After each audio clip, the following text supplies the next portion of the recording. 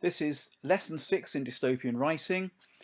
This is the second of 3 lessons looking at characterization, and the focus of this lesson is to develop our dystopian hero, this time from inside out.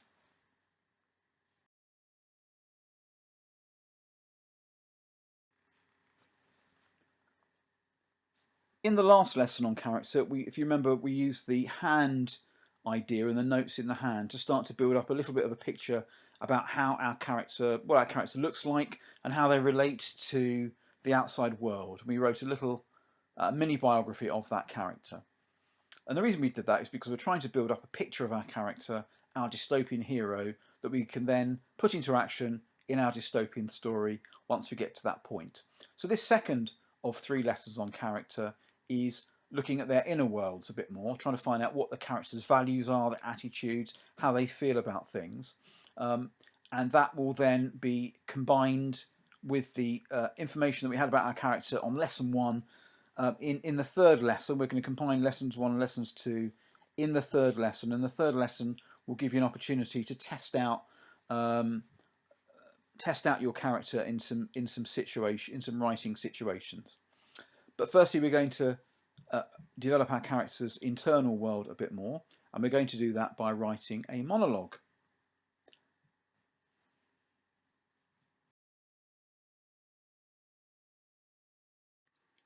To understand what a monologue is, if you consider for a moment that a dialogue is a conversation between 2 or more people, a monologue is where one person is talking and they're talking directly to, if it's in a play, to an audience.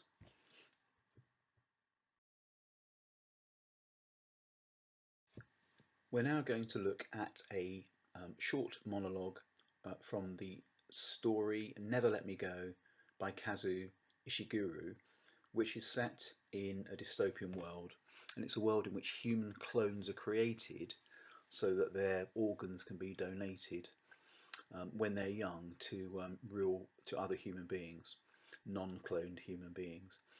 And there's a character called Miss Lucy, who's the new guardian at the school. And in this scene, she tells the clone students the truth about their lives.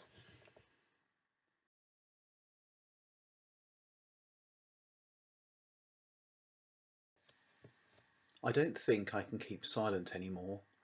If no one else will talk to you, I will. The problem is that you have been told and not told. That is what I've seen while I've been here. You have been told, but none of you really understand. So I've decided I'll talk to you in a way that you will understand. Do you know what happens to children when they grow up? No, you don't. Because nobody knows.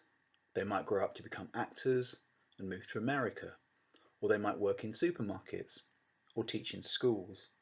They might become sportsmen, or bus conductors, or racing car drivers. They might do almost anything. But with you, we do know. None of you will go to America. None of you will work in supermarkets. None of you will do anything except live out the life that has already been set out for you.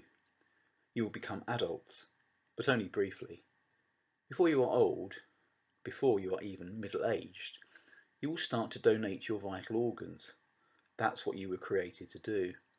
And sometime around your 3rd or 4th donation, your short life will be complete. You have to know who you are and what you are. It's the only way you'll lead decent lives.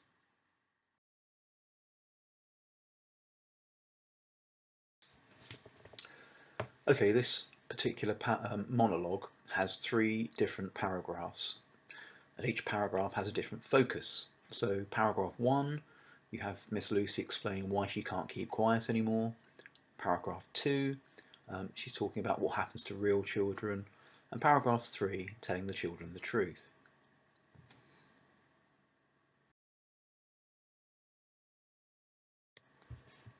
So what I want you to do is to do something similar for your own dystopian heroes monologue.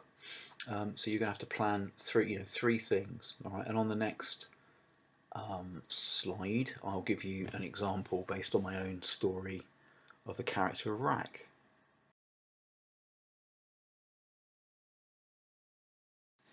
You may remember that the model that I was following, the dystopian story that I was working on, is based on almost a sort of prehistoric world, but a world where these prehistoric people are controlled by aliens from another planet with very well developed technology, and they lead a kind of miserable kind of existence, but they don't realise they're being controlled. The character of Rack, who's nosy and inquisitive, knows they're being controlled. So what I would do is my monologue. The first one, I would get him. So I'm following the same pattern as the one on the previous text, the Never Let Me Go monologue. So paragraph 1, I have Rack explaining why he can't keep quiet anymore. So he feels his family are threatened, as the powers want to destroy him because he knows too much. In the second paragraph, I'd have him explaining how certain members of the community, that these members are called the Yort, are spreading lies to keep the community under control.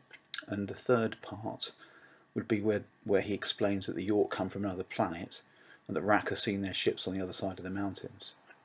Okay, so that's me just sort of following the same model as the Never Let Me Go cloning Miss Lucy monologue. You don't have to follow that exact pattern, but you could use that pattern, couldn't you, if it made things simpler for you with your own dystopian heroes monologue.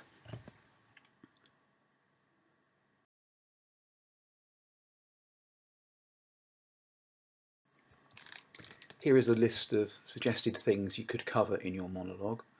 You could cover your dystopian hero's family life, their earliest memory of the dystopian world, whether the world changed to a dystopia after they were born, what memory they have of this, how they feel about what has happened to them, and their hopes for the future.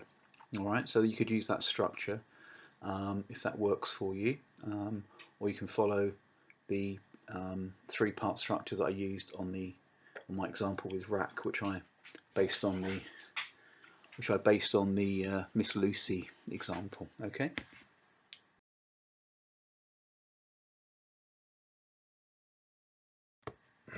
So once you've planned out what you're going to say, and you could do that in a mind map or some bullet points, or just write some notes. It's up to you how you want to get better planning done.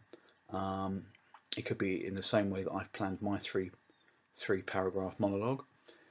Then you write your own monologue. Okay, aim for about 200 words. I think that's a decent length to go for, but by all means make it longer if you want to. All right, you might find you have a lot to say. Now remember, what we're trying to do here, we're trying to develop our characters that we're going to then use later on in our dystopian stories. So we might use some of this monologue. It will also help us generate some ideas, and it will give us a deeper understanding of our dystopian hero, which will make it much easier to write about them when we're working on our dystopian stories. Good luck to you all.